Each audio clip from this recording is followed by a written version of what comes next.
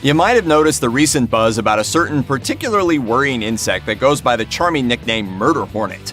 These unsavory creatures were first spotted in the United States in December 2019, and unfortunately, the nickname is not just a hyperbolic, wacky pro wrestler moniker.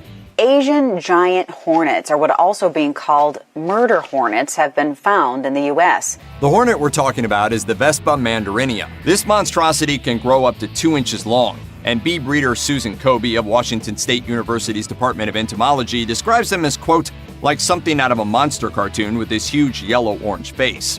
There have been 4 verified sightings of the Asian giant hornet in Washington State, and a further 2 in Canada's British Columbia. Luckily, Ryan Woyan of Washington State's Department of Agriculture has told Time that officials are addressing the situation with an aggressive outreach and trapping campaign. So hopefully our near future doesn't include too many murder hornet swarms.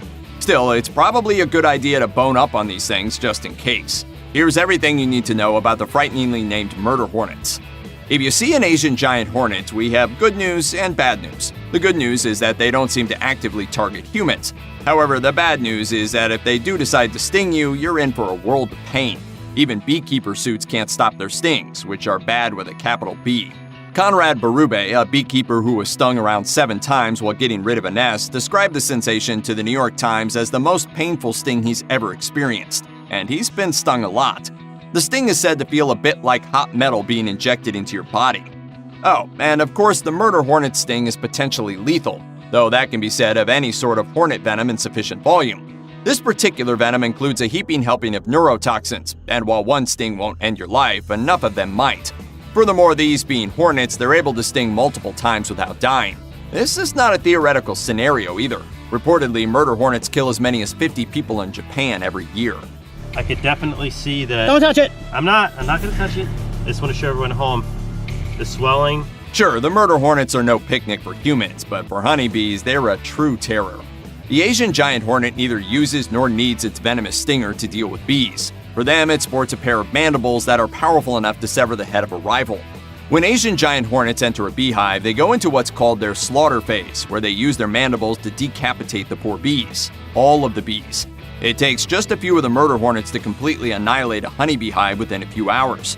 After the awful deed is done and the murder hornets have overtaken the hive, they're somehow still not done. Instead, they start happily collecting the bees' thoraxes and flying them off as a feast for their young. Now that we know murder hornets are awful for humans and bees alike, what can we, or for that matter, the bees, do about them? Quite a lot, actually. As mentioned earlier, the WSDA is keeping tabs on the situation, trapping and tracking as sightings emerge. For this purpose, experts urge everyone who sees Asian giant hornets around to steer clear of them, and to be sure to report their sightings instead of attempting to get rid of the invasive pest by themselves. This is a fight best left to the professionals. As for the bees, it turns out that some of them have already figured out the way to deal with the murder hornets. As Mike Baker of the New York Times tells us, some bees have figured out that they can't match murder hornet's size and strength, so they employ a sneaky tactic where hundreds of bees swarm the hornet, trapping it in a living bee ball. These bees then basically cook the hornet alive by vibrating in unison, which raises the ball's temperature to over 115 degrees, which the bees can survive, but the hornet can't. The tactic takes up to an hour, but it works. Unfortunately, at the moment, only Japanese honeybees seem to know the trick, having developed it over many generations. Here's hoping that Western bees don't have to learn this survival method the hard way. Check out one of our newest videos right here. Plus, even more grunge videos about the world's wildest animals are coming soon. Subscribe to our YouTube channel and hit the bell so you don't miss a single one.